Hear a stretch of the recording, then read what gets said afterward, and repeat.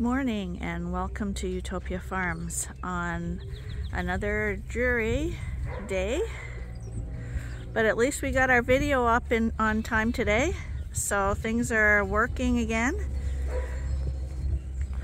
I hear the skid steer coming, so Arnie's coming to get some feed loaded up for the sheep in the coveralls, and we're gonna head in the barn and see what's happening in here today. Hi, Katie. This is the little creep area we have set up for Kit Kat and Caboodle. They got a little handmade grain holder. We ran out of the soybean meal, which really attracts them to start eating it. So I haven't seen them nibbling too much. But that's why I'm standing here, because when I'm here, they want to be near me. And I want them to start eating some of that. But they have a locked off area in here with a little creep gate. And they have access to the hay over there. And there's other lambs in here too with their moms.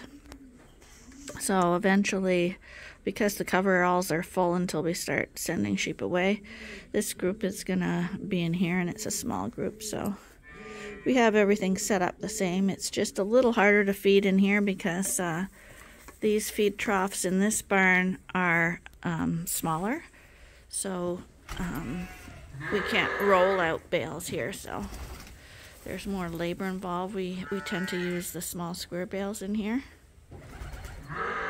And it works really well for jugs when all these jugs are full, but right now we're just feeding a big pen, so. You guys gotta learn to eat some creep feed now, so you can be big. Yeah. Okay, this is the part of every sheep farmer's daily routine, feeding the sheep.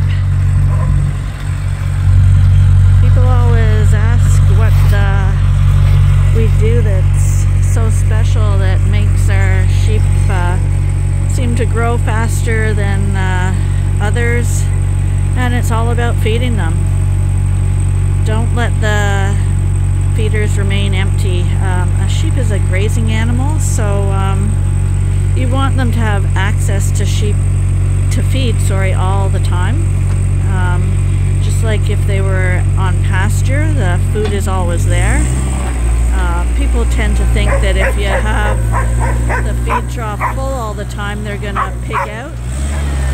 But they don't pig out. They may at first if they're not used to your routine, but they'll just pick away at it as the day goes on, as if they were in a field. So that way they get what they need, and they are always in good condition.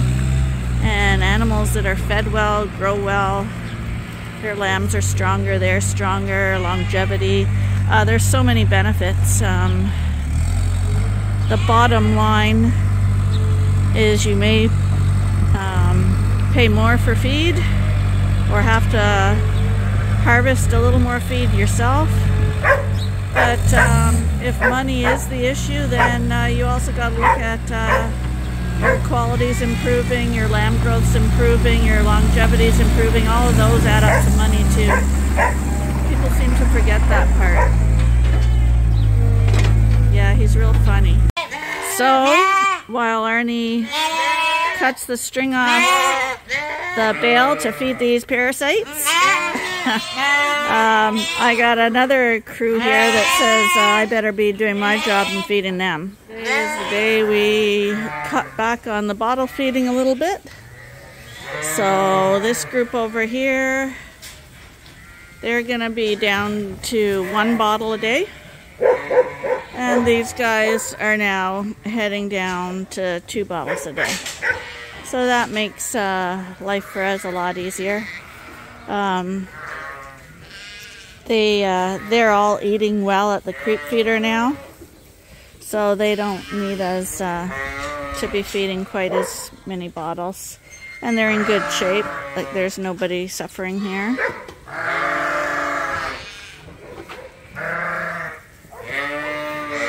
This is the young group, and Yeah, they look very nice. I'm in particular in this group looking at this guy. See how this guy's a little narrower at the shoulders, back there, and this guy's equally wide there as he is here. And this guy is equally wide too. But if you have them side by side, he's on an angle now. But this guy, he's got the bonus of being longer than this guy. So that's why it's nice to have a lot of sheep to compare to, because this guy has the width and the length. Hi buddy, who are you? We're talking about you. You look very handsome.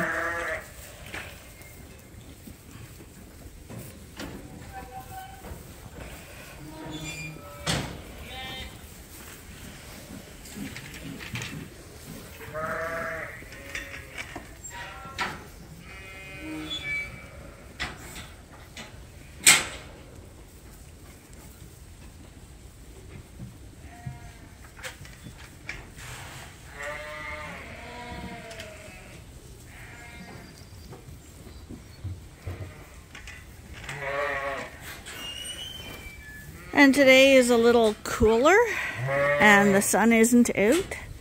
So if you look in our feed troughs today, what you'll see is missing is the bees.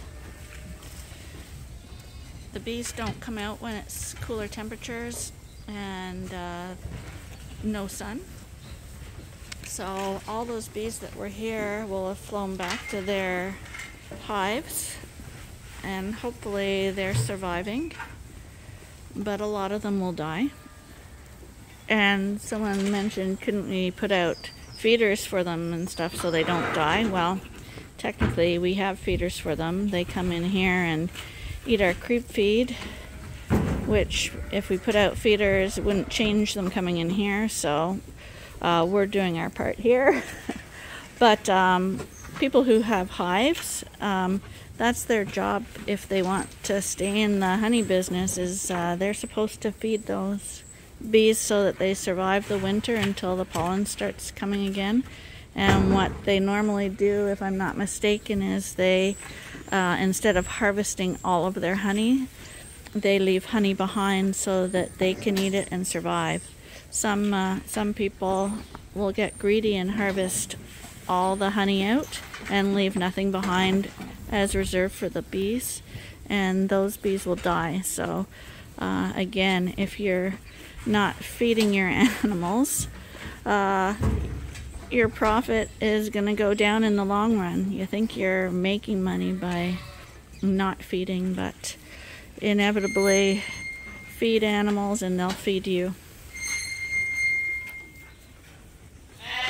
So when visitors or potential customers come for a visit, I always listen to what they say, and I'm trying to figure out what it is that they're seeing in our sheep, because again, we're always looking for ways to improve as well.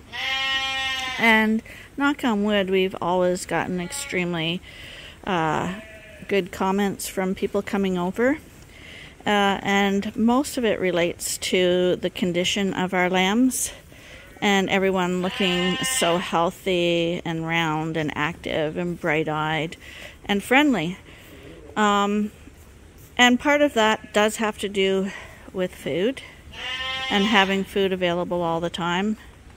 And the other part is investing in the best genetics you can afford, so that you're always trying to get the most out of your sheep. But not all of our babies are bottle babies. The majority are not bottle babies. And so that's where the genetics come in, where the good moms with lots of milk. But when you look at lambs, I was thinking maybe people, when they're looking at their lambs, aren't really sure how they determine if their lamb is a good one or not. Aside from confirmation, like how well is it doing? And I just told you that I was going to take them off bottles, like reduce the amount of bottles they're getting, because I look at them and they're in great shape, so I know that they can move on to the next step. But when I look at that, I'm looking at the bottle babies when I do that, because those are the ones I'm dealing with, but it applies to non-bottle babies as well. I'm walking around looking for an example in this pen and I don't see it, so I'm going to go to the other pen because I know I see it in the other pen. Come on, Katie.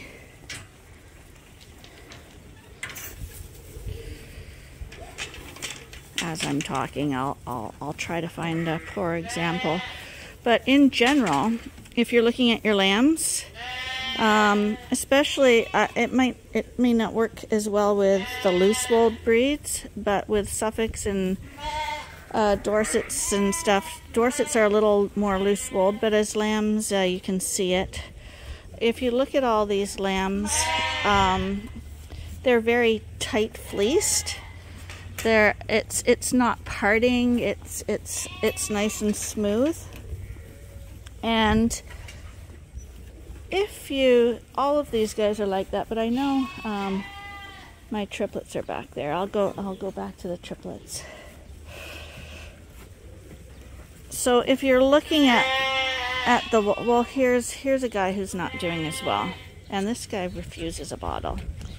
So if you look at this one's wool, and you can see that his bones are showing and he's not in his good shape.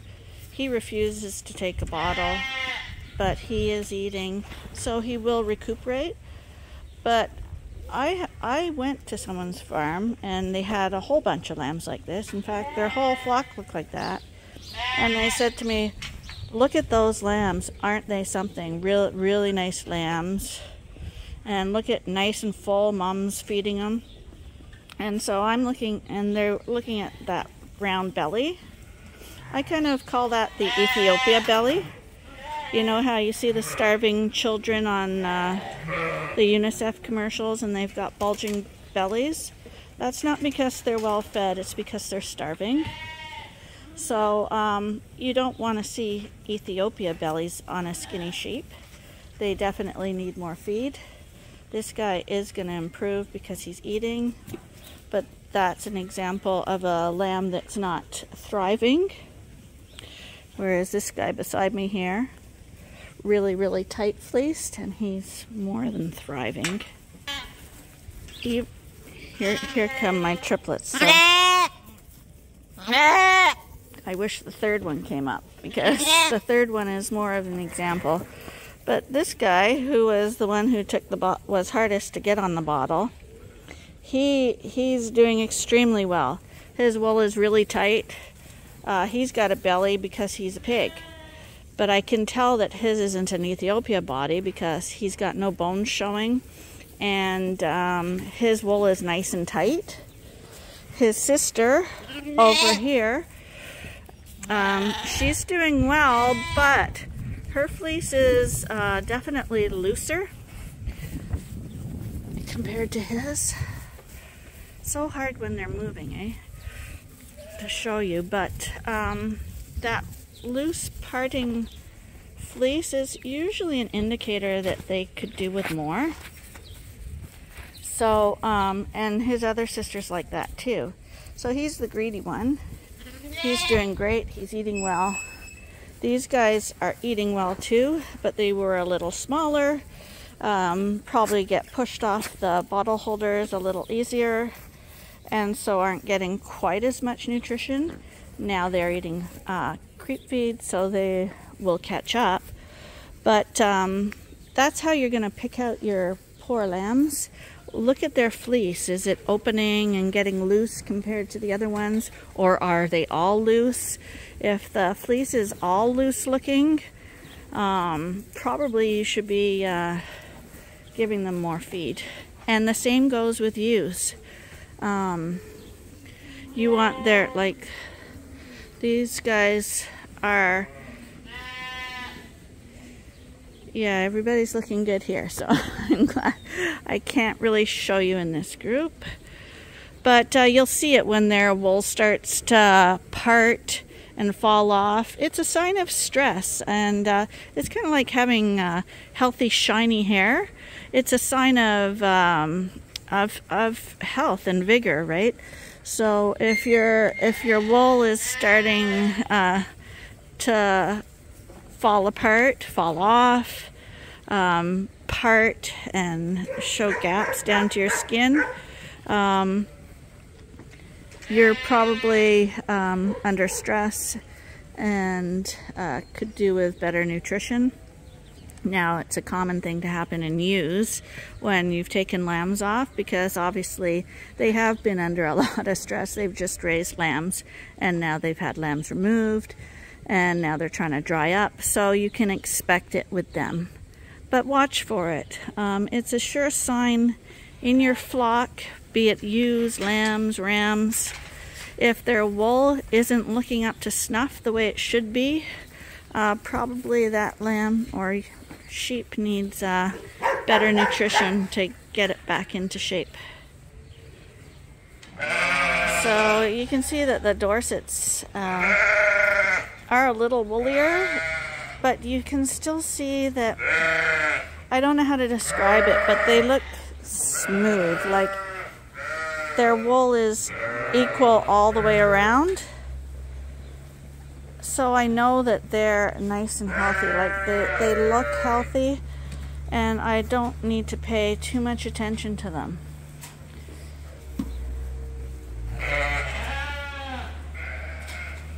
So that's part of determining visually if maybe they're in poor condition. And then of course you have to put your hands on them. And I'll find someone who's tame to give you an example, which I don't think she is. But when I touch her, this is a lamb, so you do want your lambs to be rounder than, say, an adult sheep, because these are babies, they're growing. So if you saw somebody with a thin human baby walking around, you would say that there was something wrong with that, like it needed to be fed. Whereas if you saw a fat little cute pudgy baby, you'd say nice and healthy. So I would say that with lambs, you do want them to be a little more round. Not fat, but definitely not thin, because they're growing and they're going to pull all that energy and stuff into their bones and their muscles to aid in their growth. So it's I always kind of relate it to the human thing. Hi, Crookie. You don't want thin babies. When you touch them, the wool can be very misleading because it fills in all the dips and stuff like that.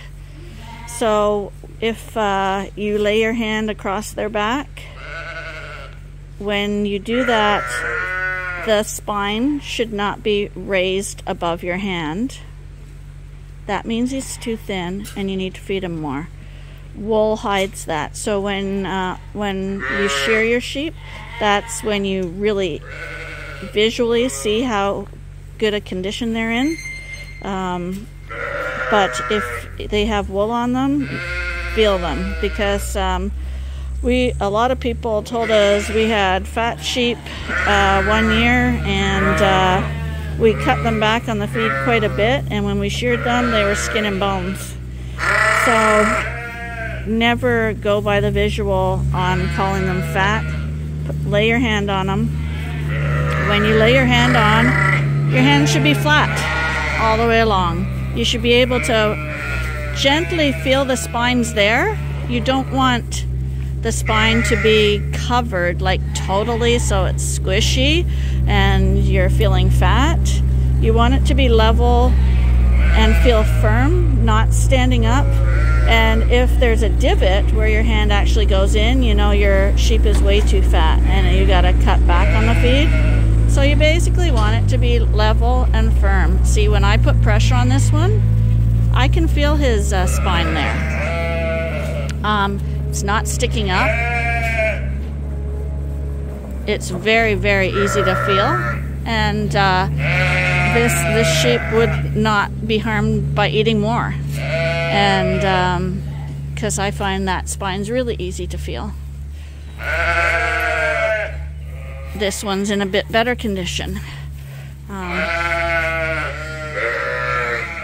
And actually, that's interesting, because this guy, he looks great, but his wool, see, it is a little looser, and he could do with a little more condition, whereas that other one that just ran by, I think it was this one, her wool is much tighter, and I don't feel her. I feel her bone, but it's very level. She's in great condition. It's ever so slight because, to be honest, they're both in great shape. And when it's level like that, we call that a 3.5 score, and we actually like our sheep to be that score all the time. We understand that after lambing, they will lose a condition score and go on to the bonier side, but we want them to get back up to that. And definitely when you're breeding, you want them at this score, a 3 to 3.5. Yeah, so that's what you're looking for. And then when you wean lambs like these guys, there's number 9. He's lost a little bit of weight since he came in here because he's stressed out. Came off mom, but he's still looking good.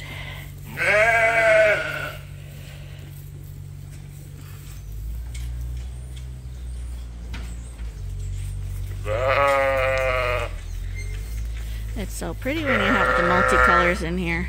As soon as Arnie's finished cleaning this pen out, he's got this front part done, but you can see where the rise is over there. He just has that little bit at the back to do. And then we're going to bring the chutes in here and divide this group into boys and girls. Again, so we compare like with like, and it's easier to make choices at that point. And here comes their meal.